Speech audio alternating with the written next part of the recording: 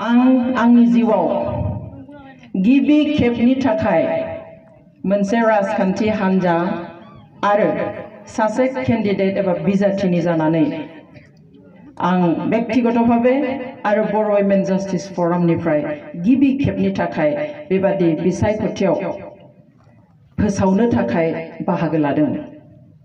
दिनै आं मानो बाहागो लानो फैदों? आं दाब दाब जायगायाव बाक्सानिफ्राय उदालगुरिनिफ्राय लानानै आं बिसायख'थि मेलावहाय बाहागो लाबोदों। रायजो राजाखौ खावलायदों UPPL नि बिजाथिफोरखौ भट होनो उदालगुरि मंगलदै समस्थियावबो आरो नोंथांमोननि क'क्राझार समस्थियावबो। मानो? जों जाहोनखौ नायोब्ला नुगोन दहाय जिखिनि बाथ्राफोरखौ बुंलांबाय जाहोना बेनिख्रुइ जेबो मोनसेबो आलादा नङा। गासैबो एखे जाहोन, एखे बाथ्राखौनो बुंनाय जागोन। नाथाय जों हारसिं जि बाथ्राफोरखौ सानो लानो हायो। मोनसे सिंगल डिसिजन, मोनसेल' थांखि जों लानो हायो आरो बे थांखिखौ लानो थाखायनो दिनै आं बेवहाय नोंथांमोननि गेजेराव फैदों।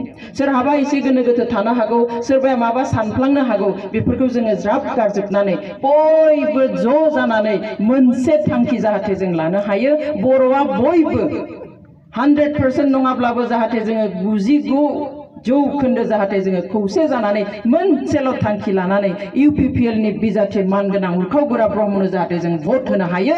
बेनि थाखाय दिनै आं नोंथांमोननि गेजेराव फैदों।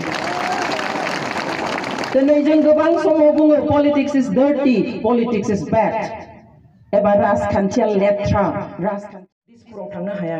जों साफ्रोमबो MP जानानै जों थांनानै नोंथांनि आंनि हांमा हांसानि लुबैनाय हास्थायनाय गासै नोंथांनि आंनि जेंना ओनसोलनि जेंना गासै बाथ्राखौबो जोंनि जानानै बुंहरगोन। जोंनि आवाज जानानै थांगोन। Who can be represent us in real sense?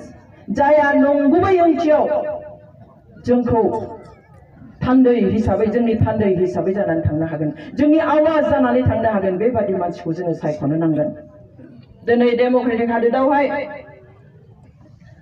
जायखिजाया गावनि फसननि गावनि मोजां मोननाय मानसिखौ जोङो मा खालामनो हायो? बिजाथि होनो हायो। दिनै सोरबाया मेगन सानो हागौ, जों बिजाथि होखाबाय बिसोरलाय मानो होनांगौ? नङा आइफोर आफाफोर, जों होनो हायो। जों दिनै बे जिथु बिसायख'थि, बे बिसायख'थियाव गसंनायनि आरो मोनसे गुबै थांखियानो जाबाय सोलायनाय। बे सोलायनायखौ जों साफ्रोमबो सुबुङा जोङो मा खालामनो हायो? जों बेखौहाय खामानियाव जाफुंहोनो हायो।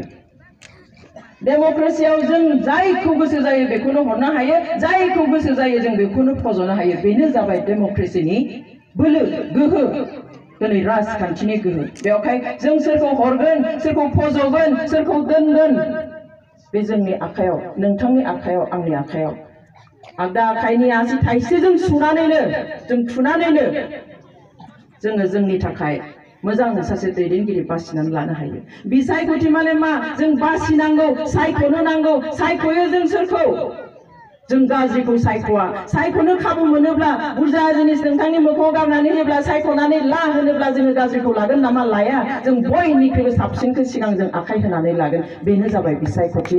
दिनै क'क्राझार समस्थियाव 9 जन बिजाथिफोर दङ।